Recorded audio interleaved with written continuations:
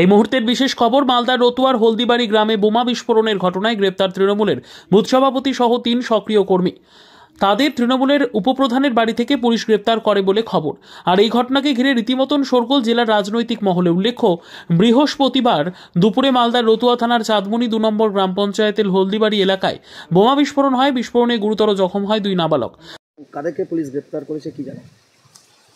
Police আমার booth প্রেসিডেন্টকে গ্রেপ্তার করেছে। ওর বাড়ি তো ওখান থেকে 500 মিটার দূর। যাদেরকে গ্রেপ্তার করেছে কাহারি 600 মিটার দূর, কাহারি 700 মিটার দূর।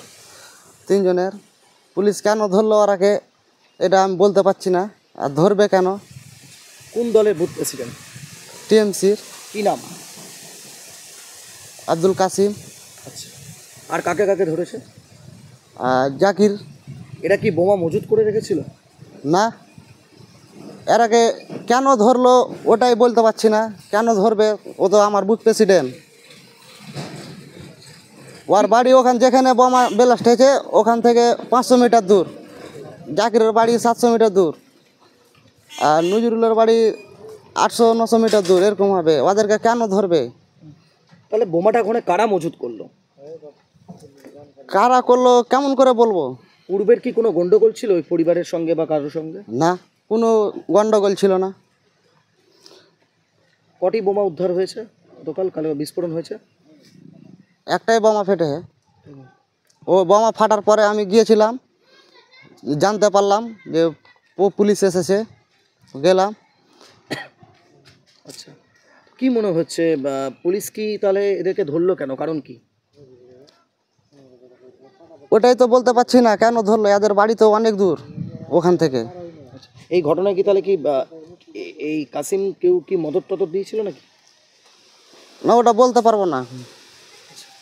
কি চাইছেন এখন আপনারা? আমি চাইছি যে যাদেরকে ধরেছে বিনা অপরাধে ধরেছে, পুলিশ আগে তদন্ত করুক। বলছি, এই মুহূর্তে গ্রামের কি অবস্থা? আতঙ্কিত মানুষজন? মানুষজন তো আতঙ্ক আছে, আমরাও আতঙ্ক আছি। আপনার নাম? আমার নাম তারিকুল। আপনি রয়েছেন দায়িত্বে? আমি এখানকার মেম্বার আছি।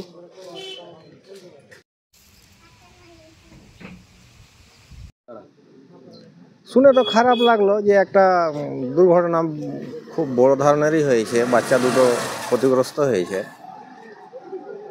খুব এটা একটা শোচনীয় বিষয়।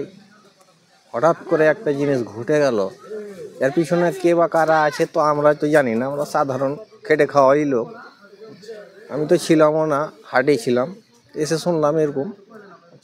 তো বলছি যে কতটা আতঙ্কিত? আপনাদের তো বাচ্চা খেলা করে। আতঙ্ক মানে কালকে থেকে রাস্তাঘাটে চলছি তো ভালোই লাগছে না। হঠাৎ করে একটা জিনিস ঘটে গেল।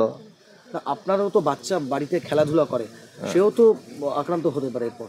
হ্যাঁ, এই খবর শুনে আমার নিজের বাচ্চাকে যে শাসন করেছি যে এত বড় ঘটনা ঘটলো, তোদের সাথেও ঘটতে পারে। তো খুব খারাপ জিনিস এটা, কিন্তু এটাকে একটা তদন্ত করা। আতঙ্কে রয়েছেন?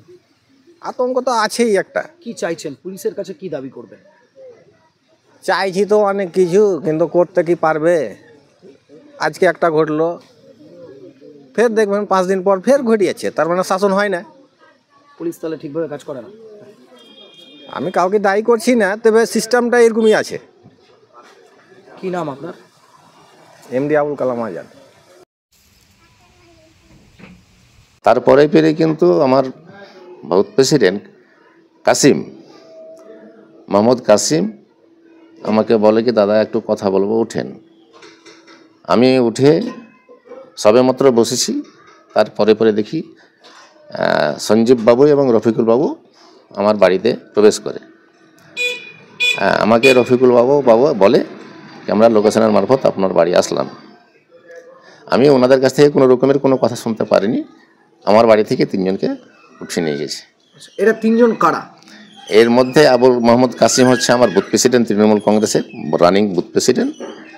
আর জাকির হচ্ছে একজন আমার নিজস্ব, মানে আমার স্ত্রীর মানে মাস্তুত ভাই, আপন। আমি তাহলে দেখতে আপনার বলবো। বাড়িতে এরা উপস্থিত হলো, আপনি কি তাহলে কি কোথাও কি আশ্রয় দিচ্ছিলেন এদেরকে? না না না না না, ওরা আমার বুথ প্রেসিডেন্ট আমার কাছে গেছিলো। ওর নাকি ওই এজাবুল বলে একটা ছেলে, যে বুথ প্রেসিডেন্টের কাকাতো ভাই, ওকে বাড়ি থেকে নিয়ে গেছিলো।